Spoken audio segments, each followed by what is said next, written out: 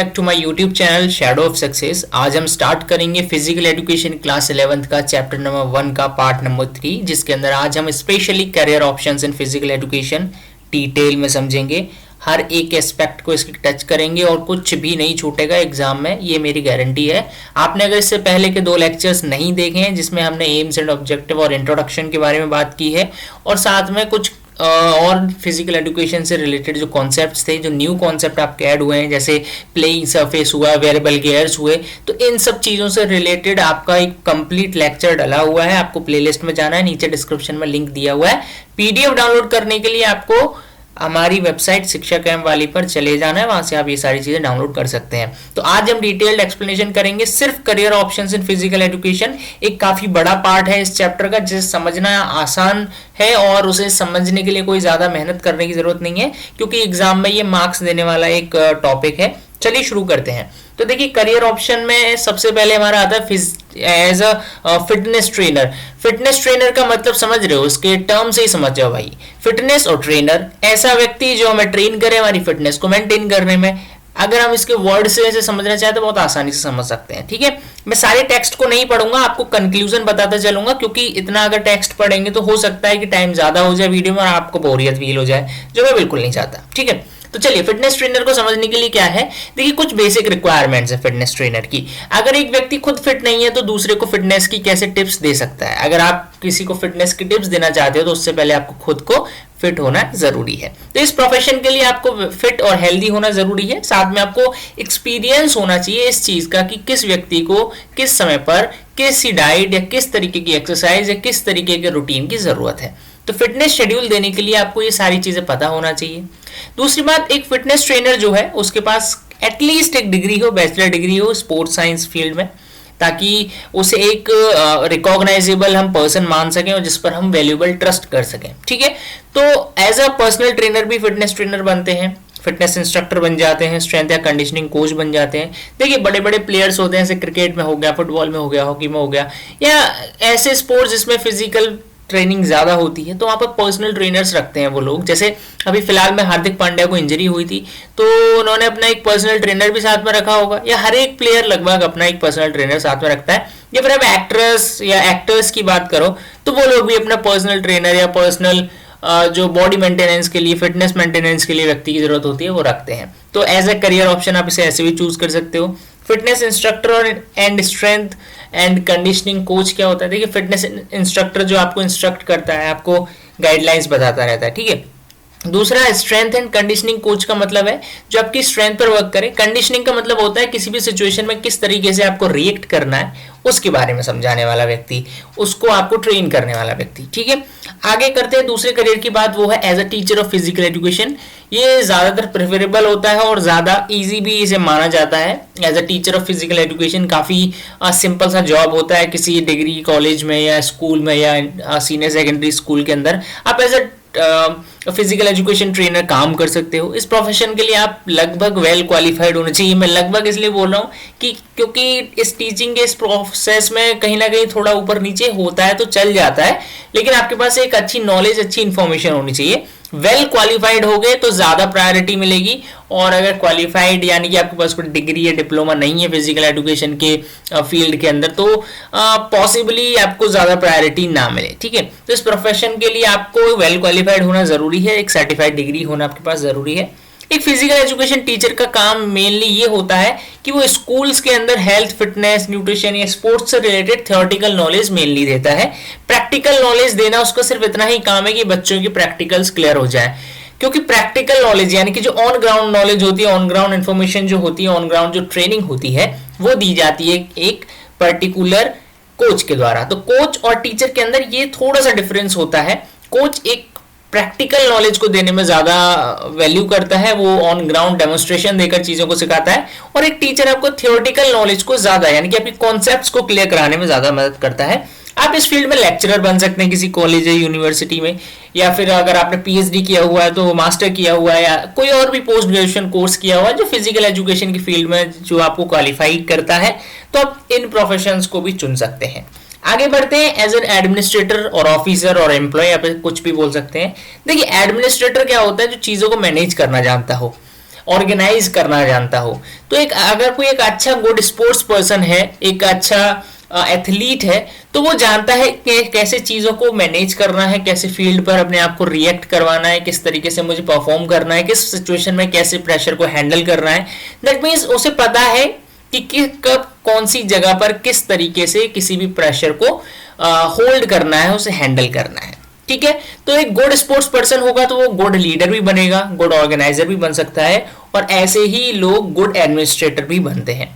बहुत ज़्यादा physical educationist जो हैं वो अपॉइंट किए जाते हैं एडमिनिस्ट्रेटर के लिए, डायरेक्टर के लिए, मैनेजर्स, ऐसी बहुत सारी प्राइवेट लिमिटेड कंपनीज में या सेमी गवर्नमेंट कंपनीज में या गवर्नमेंट सेक्टर फर्म्स में बहुत सारे लोगों को जो स्पोर्ट्स पर्सन है उन्हें अपॉइंट किया जाता है, उनको प्रेफरेंस जैसी चीज़ें ज़्यादा दी जाती हैं। क्योंकि देखिए, आपको रेलवे हुआ, एयरवे हुआ, पुलिस हुआ, डिफेंस हुआ, बैंकिंग हुआ, इलेक्ट्रिसिटी बोर्ड्स हुए, इनके अंदर कहीं ना कहीं जो प्लेयर्स होते हैं उनको चूज किया जाता है इन प्रोफेशंस के अंदर, ताकि एडमिनिस्ट्रेशन काफ़ी बेटर तरीके से वो हैंडल कर पाए। ठीक है, आगे बात करते हैं स्पोर्ट्स एडमिनिस्ट्रेटिव जो होते हैं, उनके अंदर आपके मैनेजिंग और प्रमोटिंग स्पोर्ट्स क्लब भी इन्वॉल्व होते हैं, फिटनेस सेंटर्स भी इन्वॉल्व हैं, स्पोर्ट्स मार्केटिंग प्रोग्राम हो गए, या किसी सेल्स में जो स्पोर्टिंग गुड्स मैन्युफैक्चर करती है, एथलेटिक डायरेक्टर के तौर पर भी आपको यहाँ पर एज एन एडमिनिस्ट्रेटर का जॉब मिल सकता है। ठीक है, एडमिनिस्ट्रेशन का मतलब सीधा सा समझ लो कि ऐसा करियर है जहां पर आपको चीजों को मैनेज करना है, आपको रूल करना है बाय द लॉ। ठीक है, और in sports administration there are career options to become a sports development manager, sports facility manager, sports marketing manager, advertising director, athletic program fundraising officer, equipment manager, professional sports agent and much more। तो आपको ज्यादा नाम याद रखने की जरूरत नहीं है, ज्यादा डिस्क्रिप्टिव वे में नहीं पता होना चाहिए, क्योंकि हम एक थियोरेटिकल नॉलेज ले रहे हैं। आपको बस इतना पता होना चाहिए कि एक करियर ऑप्शन ऐसा भी है जिसमें आप एडमिनिस्ट्रेटर भी बन सकते हैं, या आप एक ऑफिसर या आप एक एम्प्लॉय भी बन सकते हैं। तो तीनों के लिए सेम ही चीज है। आगे बढ़ते हैं, ये काफी फेमस और काफी डिमांडिंग करियर है एज ए स्पोर्ट्स जर्नलिस्ट और कमेंटेटर। आपने देखा दिनेश कार्तिक जब क्रिकेट से थोड़ा दूर चले गए थे तो उन्होंने कमेंट्री करना शुरू कर दिया था, या स्पोर्ट्स में आपने जतिन सप्रू को देखा होगा, आकाश चोपड़ा को देखा होगा। तो ये लोग क्या करते हैं, स्पोर्ट्स जर्नलिज्म भी करते हैं, कमेंट्री भी करते हैं। तो काफी डिमांडिंग और काफी अप्रोचिंग एक करियर ऑप्शन है। आज के मीडिया, न्यूज़पेपर्स, मैगजीन्स वगैरह, जर्नल्स वगैरह, उन सबको ऐसे प्रोफेशनल लोगों की जरूरत होती है जिनकी स्पोर्ट्स के बारे में अच्छी नॉलेज हो और स्पोर्ट्स जर्नलिज्म को वो परफॉर्म कर पाए। तो एक as a new career option ये इमर्ज होकर आ रहा है आज के टाइम पर। बहुत सारे चैनल, न्यूज़पेपर जिन्हें गुड कमेंटेटर्स, रिपोर्टर्स की जरूरत है, या गुड स्पोर्ट्स पर्सन जो होते हैं जिनकी वॉइस काफी इंप्रेसिव है, एक हैंडसम पर्सनैलिटी है, तो उन्हें एज अ कमेंटेटर, रिपोर्टर्स, और उनके पास एक अच्छी खासी नॉलेज भी है स्पोर्ट्स बैकग्राउंड की, तो उन्हें ज्यादा प्रेफर किया जाता है। और चैनल्स और न्यूज़पेपर्स जो होते हैं वो उन्हें हायर करने की बात करते हैं। तो ऐसे जर्नलिस्ट जो हैं, जो यूनिवर्सिटी डिग्री जिनके पास होती है, उन्हें ज़्यादा प्रेफरेंस मिलती है जर्नलिज्म की। और इस करियर को आपको ऑप्ट करने के लिए आपके पास कुछ अच्छी स्किल्स होनी चाहिए, जैसे राइटिंग एक्सपीरियंस होना चाहिए, आपकी इंटरपर्सनल स्किल्स, यानी कि आपको अपने आप से और दूसरे व्यक्ति से किस तरीके से मैनेज कर रही है चीज़ों को, वो आपके पास होनी चाहिए। इंटरव्यूइंग स्किल्स होनी चाहिए, किस तरीके के क्वेश्चन, किस तरीके से इंटरव्यू को इंटरेस्टिंग बनाया जाए, वो होना चाहिए। ऑर्गेनाइजेशनल स्किल होनी चाहिए। नी आई फॉर डिटेल, यानी कि आपको एक 0 पॉइंट से लेकर इन्फिनिटी पॉइंट तक की नॉलेज होनी चाहिए। आपके अंदर एक क्यूरियोसिटी होनी चाहिए, आपके पास एक एबिलिटी होनी चाहिए कि आप एक डेडलाइन के अंदर ही अंदर एक वर्क को कर पाए। तो ये बेसिक सी रिक्वायरमेंट है, आप स्पोर्ट्स जर्नलिस्ट या कमेंटेटर बन सकते हैं। आगे एज ए डाइटिशियन और फिजियोथेरेपिस्ट, ये भी काफी फेमस और काफी डिमांडिंग एक आज के टाइम में बहुत ज्यादा करियर ऑप्शन ऐसा है जो बहुत डिमांडिंग चल रहा है ये, क्योंकि आजकल के लोग, आजकल के बच्चे हेल्दी तो है नहीं, क्योंकि वो खाना पीना वही बर्गर, पिज्जा, पानी पूरी, भेलपुरी, झालमुरी, पता नहीं क्या क्या खाते रहते हैं। और उनका जो डेली रूटीन है, सारे के सारे बच्चे पढ़ाई में बिजी हैं या फोन में बिजी हैं, वो खा पी के पड़ जाते हैं, या बस कुछ खाते भी नहीं है तो घर में ही पड़े रहते हैं। तो उनका मानसिक स्थिति या उनकी जो बॉडी है वो काफी गलत तरीके से रिएक्ट करती है। कोई ज्यादा हैवी वेट हो गया, किसी का वेट ही नहीं बढ़ रहा है, तो ऐसे लोगों को बहुत जरूरत पड़ती है डाइटिशियंस की या फिजियोथेरेपिस्ट की। और ऐसे जो लोग होते हैं उनमें हम कहते हैं फिजिकल एजुकेशनिस्ट, जिन्हें अच्छी नॉलेज होती है डाइटरी की, यानी कि डाइट किस तरीके से प्लान होगी। कोई मोटा व्यक्ति है तो उसे पतला करने के लिए क्या डाइट होनी चाहिए, या कोई पतला व्यक्ति है तो उसे मोटा करने के लिए क्या डाइट होनी चाहिए, यानी कि वेट गेन वेट लॉस की इन्फॉर्मेशन होनी चाहिए, किस तरीके की एक्सरसाइज होती हैं, किस तरीके की थेरेपी होती है कि अगर कोई बॉडी में रेस्ट्रिक्शन है, कोई स्टिफनेस है तो उसे दूर किया जा सके। आपको अगर स्पोर्ट्स डाइटिशियन बनना है तो आपको फूड एंड स्पोर्ट्स दोनों में अच्छा खासा इंटरेस्ट होना चाहिए। आपको खाने के बारे में भी नॉलेज होनी चाहिए कि भाई क्या खाना चाहिए क्या नहीं खाना चाहिए, और स्पोर्ट्स की तो ऑब्वियस है भाई होनी चाहिए, क्योंकि आपको फिजिकल एक्टिविटीज के थ्रू भी मैनेज करना होगा। साथ में अगर आपके पास एक डिग्री है न्यूट्रिशन और डाइटिशियन कोर्स में किसी अप्रूव्ड यूनिवर्सिटी से, तो वो मस्ट हो जाती है, क्योंकि अगर आपको एक प्रोफेशनल डाइटिशियन प्रोफेशनल फिजियोथेरेपिस्ट बनना है अपने इस कंट्री के अंदर या कहीं भी किसी भी कंट्री के अंदर, तो आपके पास एक अच्छी खासी डिग्री तो होनी चाहिए एक अप्रूव्ड यूनिवर्सिटी से। साथ में आपको एक अच्छा एक्सपीरियंस होना चाहिए फील्ड में। कौन से फील्ड में? डाइटिशियन के फील्ड में। जैसे आपको पता होगा इंटरनेशनल ओलंपिक कमेटी है, वो बहुत ज़्यादा ऑफर देती है ऐसे पोस्ट ग्रेजुएट लेवल के जो डिस्टेंस लर्निंग प्रोग्राम होते हैं स्पोर्ट्स एंड एक्सरसाइज न्यूट्रिशन में, तो वो ऑफर करती है ऐसे प्रोग्राम्स को सीखने के लिए, तो आप उसमें भी पार्टिसिपेट कर सकते हैं और एज अ ट्रेनर या एज अ डाइटिशियन भी आप वहाँ पर पार्टिसिपेट कर सकते हैं। आपको फिजिकल एजुकेशन की अच्छी खासी नॉलेज होनी चाहिए, एक्सपीरियंस होना चाहिए, आपको यह भी पता होना चाहिए कि कौन सी स्पोर्ट्स इंजरी है, उसके ट्रीटमेंट क्या है, ताकि आप प्रोफेशन को as a lead role as a sports physiotherapist rehabilitation, ये सारी चीजें आपके पास होनी चाहिए। इन प्रोफेशंस में आप जा सकते हो और आपके पास एक अच्छी खासी इंफॉर्मेशन होगी, तो आप चाहे स्पोर्ट्स फिजियोथेरेपिस्ट बनो, रिहेबिलिटेशन एक्सपर्ट बनो या ऑर्थो एक्सपर्ट बनो, ये अलग अलग डाइटिशियन फिजियोथेरेपिस्ट के जो फील्ड है उसके अंदर यहाँ पर आपको अलग अलग करियर मिल जाते हैं। आगे बात करते हैं स्पोर्ट्स मेडिसिन प्रैक्टिशनर की। तो ये स्पोर्ट्स मेडिसिन से रिलेटेड होता है, यानी कि एथलीट्स को कौन सा ड्रग देना चाहिए, कौन सी उनकी फिटनेस से रिलेटेड चीजें हैं, कैसे उनकी फिजिकल वेलनेस को बढ़ाया जाए, किस तरीके से उन्हें एडवाइस किया जाए, उन्हें एजुकेट किया जाए, ताकि आगे आने वाली किसी इंजरी से वो बचें, या कोई इंजर्ड है तो उसके से किन दवाओं से ट्रीट किया जाएगा। तो ये सारी इंफॉर्मेशन अगर आपके पास है, एज एन डॉक्टर की बात कर रहे हैं, स्पोर्ट्स डॉक्टर आप हो गए, तो स्पोर्ट्स के फील्ड में एज अ डॉक्टर या एज अ फिजियोथेरेपिस्ट या मसाज थेरेपिस्ट या पेडियाट्रिस्ट है आप, या फिर किसी एथलीट को ट्रीट करने के लिए आपने कोई स्पेशलाइजेशन कर रखी है किसी भी इंजरी से, किसी भी तरीके की रिहेबिलिटेशन करवाने के लिए, तो आप इस फील्ड में जा सकते हो। और आपको स्पोर्ट्स मेडिसिन की अच्छी खासी नॉलेज होनी चाहिए, साथ में आप क्वालिफाइड होने चाहिए, क्योंकि ये भाई डॉक्टरी का मामला है, ठीक है। तो डॉक्टरी का मामला है तो क्वालिफिकेशन तो बहुत कंपलसरी हो जाती है। आगे बात करते हैं एज अ कोच। मैंने एज अ टीचर की आपको बताया था, एज अ कोच के लिए आपके पास नेशनल इंस्टीट्यूट ऑफ स्पोर्ट्स का एक डिप्लोमा होना चाहिए, सर्टिफाइड डिप्लोमा, ताकि आप किसी भी गेम में पार्टिसिपेट कर रहे हो या करवा रहे हो तो वहां पर आपको एक वैल्यूएबल अचीवमेंट मिले, वैल्यूएबल प्रेफरेंस मिले। साथ में आपके पास अगर गुड अच्छा एक्सपीरियंस है, मतलब गुड अच्छा दोनों ही बातें एक हो गई, गुड एक्सपीरियंस है या अच्छा एक्सपीरियंस है आपके पास पार्टिसिपेट करने का, प्ले करने का, तो आप इस फील्ड में बहुत अच्छे से जा सकते हो। स्पोर्ट्स कोचेस बहुत ज़्यादा रिस्पॉन्सिबल किन चीज़ों के लिए होते हैं, वो किसी भी इंडिविजुअल या किसी टीम के लिए एक स्ट्रेटजी तैयार करते हैं ताकि उन्हें compete कराया जा सके अलग अलग लेवल पर। उनकी एक्स्ट्रा ड्यूटी ये होती है कि वो प्लेयर्स को रिक्रूट करें, किस प्लेयर को खिलाना है किसको नहीं खिलाना है। जैसे इंडिया टीम में आज ऋषभ पंत को खिलाया जब हांगकांग से उनका मैच था, लेकिन जब पाकिस्तान से था तो दिनेश कार्तिक को, हार्दिक पांड्या को वहां पर प्रेफरेंस दिया गया। तो डिपेंड करता है कि सिचुएशन क्या है, उस सिचुएशन में कौन सा प्लेयर ज्यादा बेटर कर सकता है। तो इन चीजों के बारे में भी रिक्रूटमेंट करना, किसे हटाना है, कैसी स्ट्रेटजी बनानी है, किस तरीके की स्किल पर काम करना है टीम के लिए या इंडिविजुअल के लिए, तो वो सारी चीजें कोच ये भी डिसाइड करता है। कोच यानी कि एक ऐसा गुड प्लानर हो, एक गुड ऑर्गेनाइजर हो जिसके पास ये बेहतरीन स्किल्स होनी चाहिए ताकि वो टीम को विनिंग कॉज तक ले जा सके। आगे बढ़ते हैं और स्पोर्ट्स साइकोलॉजिस्ट की बात करते हैं। देखिए साइकोलॉजिस्ट यानी कि जो ब्रेन से रिलेटेड, आपकी मेंटल हेल्थ से रिलेटेड आपको ट्रीट करे, साइकोलॉजी से रिलेटेड ट्रीट करे। यानी कि जब कोई प्लेयर इंजर्ड हो जाता है, मान लीजिए कोई रेगुलर प्लेयर है, जैसे हार्दिक पांड्या अभी इंजर्ड हुए थे 1 साल पहले और वो फील्ड से अचानक से 1 साल के लिए दूर हो गए, 1-1.5 साल के लिए दूर रहे, तो कहीं ना कहीं व्यक्ति क्या होता है, एक प्लेयर जो होता है वो कहीं ना कहीं टूट जाता है, वो मेंटली थोड़ा सा परेशान हो जाता है कि अगर मैं ग्राउंड में दोबारा नहीं जा पाया, या फिर उसके अंदर का जो मोटिवेशन है, जो आग है, वो खत्म हो जाती है। तो ऐसे टाइम पर काम आते हैं स्पोर्ट्स साइकोलॉजिस्ट, क्योंकि वो उनकी मेंटल हेल्थ के साथ, उनकी वेलबींग के साथ, उनकी स्पोर्टिंग परफॉर्मेंस पर ज़्यादा असर ना पड़े उनके इंजरी का, उस चीज़ का ध्यान रखते हैं और उन्हें मेंटली ट्रीट करते हैं। ऐसे लोग जो बहुत सारे प्लेयर, जैसे विराट कोहली फिलहाल में परफॉर्मेंस नहीं दे पा रहे थे, वो क्या कर रहे थे कि वो अंडर परफॉर्मेंस हो गए थे, उस टाइम पर उन पर एक प्रेशर होता है, इसलिए वो फील्ड से अलग हो गए कुछ टाइम के लिए। तो कहीं ना कहीं उन्होंने साइकोलॉजिकली भी खुद को ट्रेन किया होगा।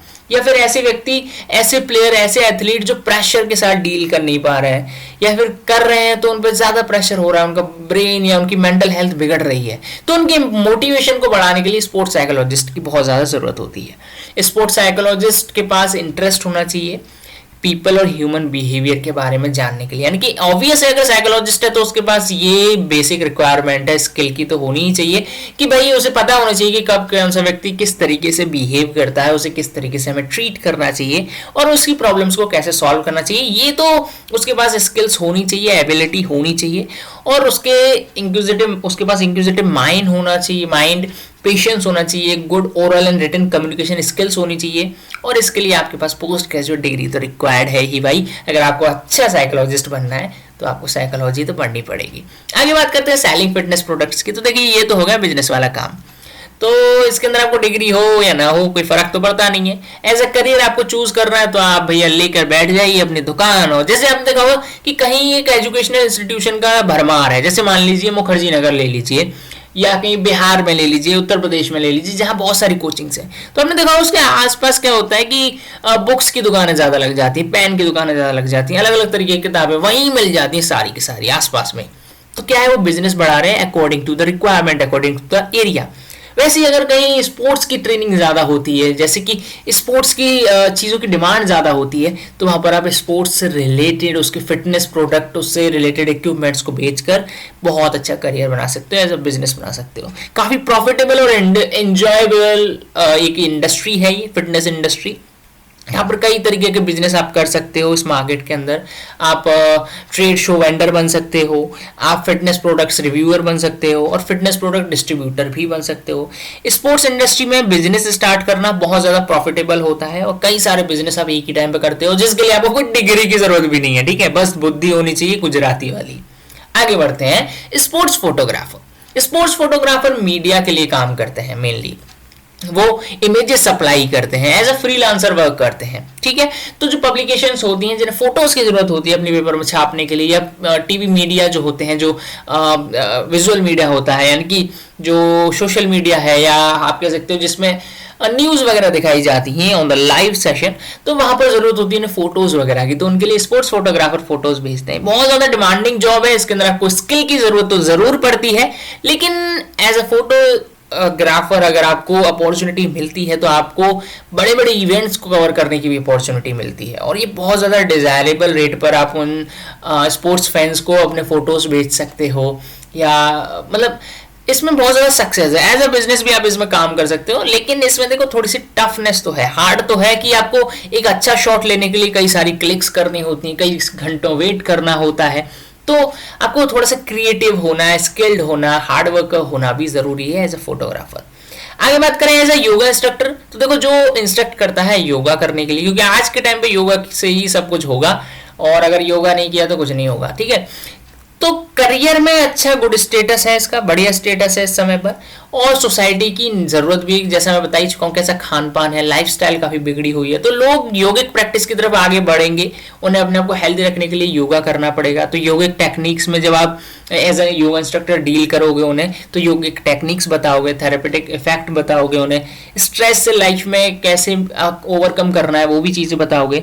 इस करियर में आपके पास अच्छा एक्सपीरियंस होना चाहिए, साथ में आपको परफॉर्म करना आना चाहिए। ऐसा नहीं कि सिर्फ इंस्ट्रक्शन देते रह गए, आपको डेमोन्स्ट्रेट करना होगा, आपको प्रैक्टिकली करके बताना होगा ताकि लोग समझ पाए। तो आपको योगा इंस्ट्रक्टर बनने से पहले पहले योगा का स्टूडेंट बनिए और योगा अच्छे से सीख लीजिए, फ्लेक्सिबिलिटी बॉडी में लाइए, तब जाके आप योगा इंस्ट्रक्टर बन पाएंगे।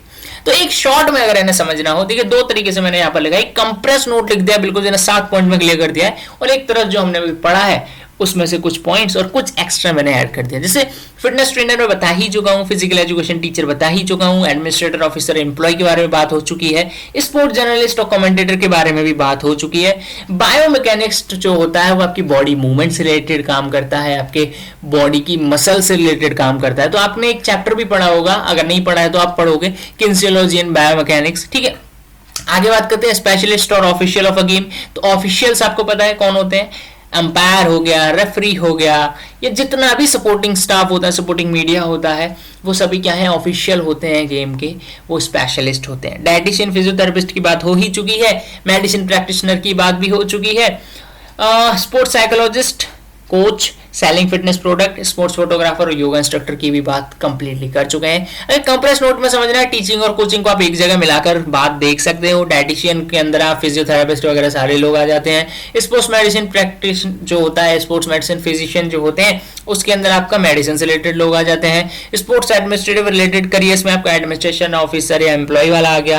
परफॉर्मेंस रिलेटेड करियर में परफॉर्मेंस यानी कि एज अ प्लेयर आप कैसे डील करते हो या एज अ एथलीट आप कैसे डील करते हो, उन करियर की बात हो रही है।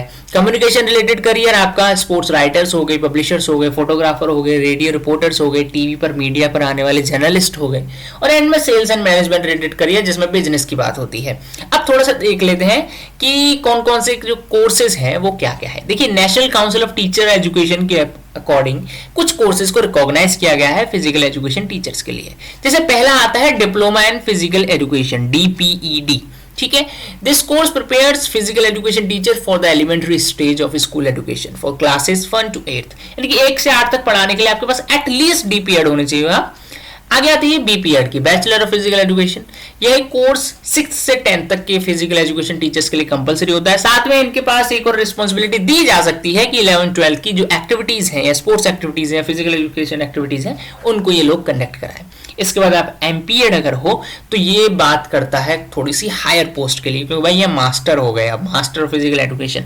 तो सीनियर सेकेंडरी क्लासेस यानी कि 11-12 के साथ ही डील करता है। साथ में वहां पर आप assistant professor, director, sports officer in college, university या टीचिंग, जो टीचर एजुकेटर्स हैं कॉलेज में, वहां पर आप ऐसे फिजिकल एजुकेशन के फील्ड में या university of departments of physical education में आप यहाँ पर बन सकते हो।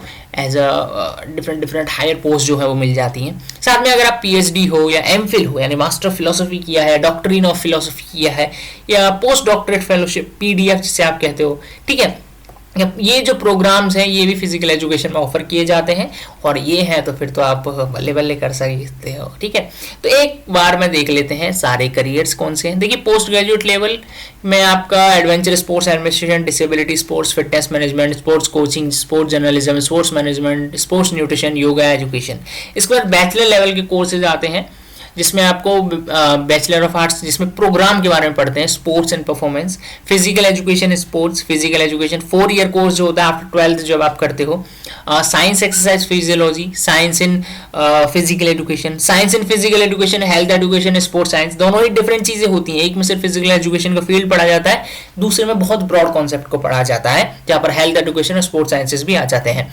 इसके बाद मास्टर लेवल की बात करते हैं, मास्टर जी मास्टर हो गए तो MBA कर दिया, MTech कर दिया स्पोर्ट्स मैनेजमेंट में, स्पोर्ट्स टेक्नोलॉजी में, मास्टर्स ऑफ आर्ट्स कर दिया फिजिकल एजुकेशन में, मास्टर ऑफ सिर्फ स्पोर्ट्स एंड एक्सरसाइज साइकोलॉजी में कर दिया, मास्टर ऑफ आर्ट्स इन योगा कर दिया, जर्नलिज्म में कर लिया, या मास्टर ऑफ फिजिक्स। इस तरीके से कई सारे आपके मास्टर लेवल के भी कोर्सेज हैं। तो आज की वीडियो में हमने इतना समझा कि किस तरीके के कोर्सेज है, कौन कौन से करियर ऑप्शन है। उम्मीद करता हूँ आपको चीजें क्लियर हुई होंगी, आपको बोरियत महसूस ना हुई हो, ये मैंने पूरी कोशिश की है।